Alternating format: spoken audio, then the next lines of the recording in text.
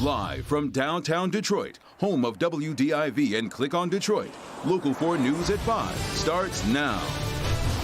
If you're an unvaccinated employee here at Kroger, some big changes on the way. I'm Hank Winchester. Help me, Hank. I'll tell you why those changes are going into effect and if other companies could follow suit.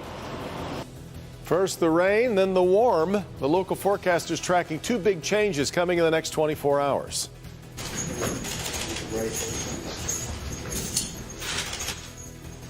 Well, we begin with James and Jennifer Crumbley, the parents of the suspected Oxford school shooter, led into a courtroom in chains. Today's probable cause hearing was actually postponed to give both sides more time to review the piles of evidence in the case. Both of the elder Crumleys face 4 counts of involuntary manslaughter in the case. Defender Sean Lay, following today's hearing. Sean, this was pretty different from what we're used to seeing in court. Absolutely, Devin and Kimberly, good evening to you. Our cameras inside. You could cut the emotion inside between the husband and wife here with a knife. So much emotion. Both parents here chained at the waist and handcuffed. Extra security all over the courts building you see behind me. You can watch here James Crumbley whispering, "I love you," to his wife.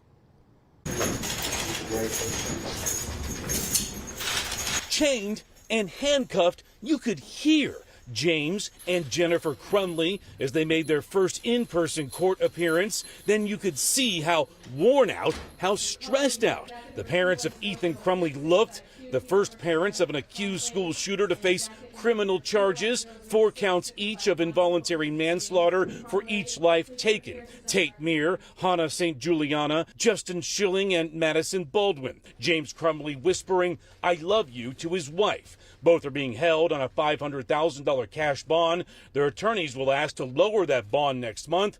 Here's Oakland County Prosecutor Karen McDonald. We're going to argue vigorously that they should remain detained, didn't turn themselves in, and they tried to flee, and the seriousness of the crime. In a rare twist, it's the prosecutor who asked for and got a long delay in this case until February.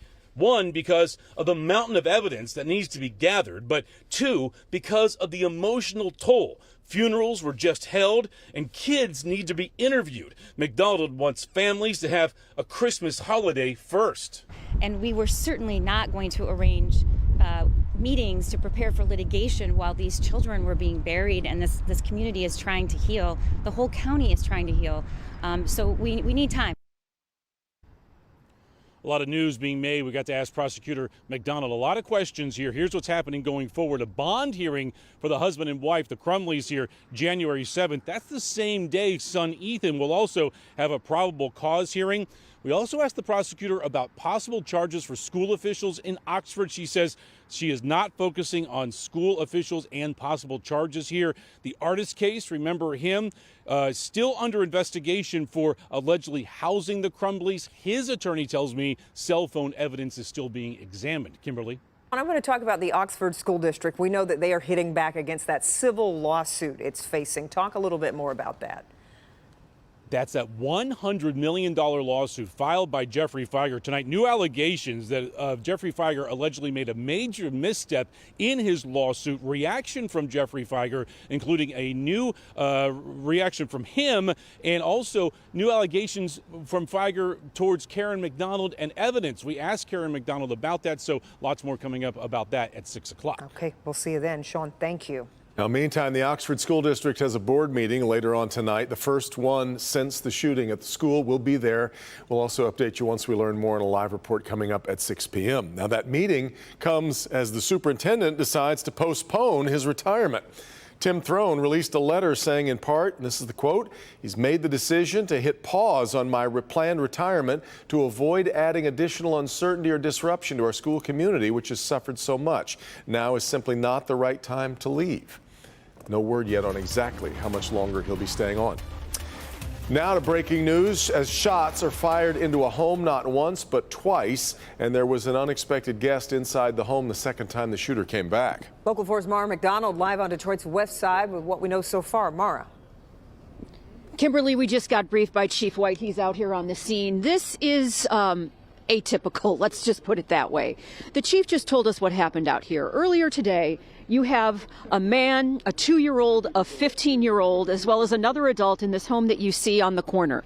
The man inside this house is having some sort of a domestic problem with a woman who lives in Owasso. She has driven down to this home. She has fired multiple rounds of shots into this home. Luckily, no one was hit. So the people inside that house call police. Police get out here within minutes. There are then 2 officers inside the home taking the report. There are marked squad cars out here in front of the home. Well, the woman from Owasso, according to the chief, returns again, ignores the fact that there are marked squad cars in front of this home, and starts firing again into the home. Everybody in the house took cover, including the officers. They did not return fire. Luckily, no one was hit, but the supervisors who are out here on the street made the woman inside that silver Jeep, which is a little further down the block, pull over. They've got her in custody. The chief says they are incredibly fortunate that nobody was hurt out here today. We are live on Detroit's West Side. I'm Mara McDonald, Local 4. Okay, Mara. Well, it's called Operation Holiday Wrap, a coordinated sweep by Detroit police and the feds to get dangerous criminals, drugs, and guns off the street. And today, they revealed the results. Victor Williams joins us live tonight. Victor, this was focused on the city's east side this time. Kimberly, yes, that is right. The city's east side, and this was just a 3-day operation, but you'll be surprised at just how many arrests were made and just how many firearms and drugs were taken out of the wrong hands just in time for the holidays. We are going to relentlessly pursue those who victimize our community, those who break the law, those who use weapons to resolve disputes. We are unapologetic about it. Tonight, the streets of Detroit are a little safer thanks to a joint effort carried out between December 7th and 9th called Operation Holiday Wrap.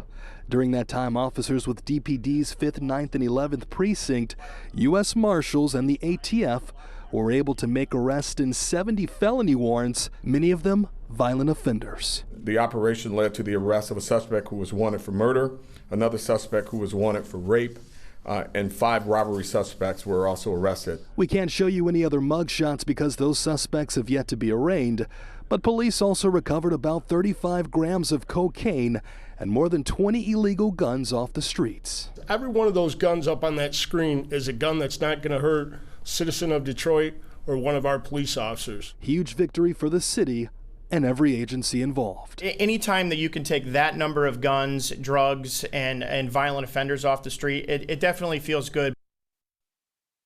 And even though light is being shed on this operation, I'm told that this is nothing new for the many agencies that make these major arrests on a daily basis. Victor Williams, Local 4. Yeah, okay, Victor, thanks. Now to more breaking news. This time it's from Lansing, where lawmakers have just approved hundreds of millions of dollars in federal funding from the American Rescue Plan. This legislation includes $150 million for schools to screen and test for COVID-19, $140 million for rental assistance aimed at keeping Michiganders in their homes. Also includes $36 million to address the water crisis in Benton Harbor, $10 million for teacher recruitment, training, and development. We're putting together a full breakdown of the bill and the funding. You can just head to find it at clickondetroit.com. Well, tonight, Pfizer says its updated results show its experimental COVID pill reduces the risk of hospitalization or death by 89% in high-risk people. Could that be a potential game changer in the battle against COVID-19? Dr. Frank McGeorge here with a closer look at Pfizer's drug, how it's different from the one developed by Merck. Doc? Yeah, Kim and Evan. So let's start with Merck's drug. That drug was found to reduce those risks by only 30% in the data presented to the FDA's advisory panel, and actually it was only narrowly recommended after the panel raised serious concerns about the risk of birth defects and the possibility of creating new variants. In contrast, Pfizer's drug is very different, and it appears to be more effective as well. The drug is called Paxlovid, and it's given along with an older HIV drug. Pfizer says the updated results come from a study where the pills were given to nearly 700 unvaccinated people within 3 days of symptom onset. 5 of them had to be hospitalized, and none died. Among a similarly sized group that received a placebo, 44 were hospitalized and 9 died.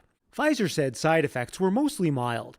The drug works by blocking a viral protein called a protease. Without this protease, the virus can't multiply itself.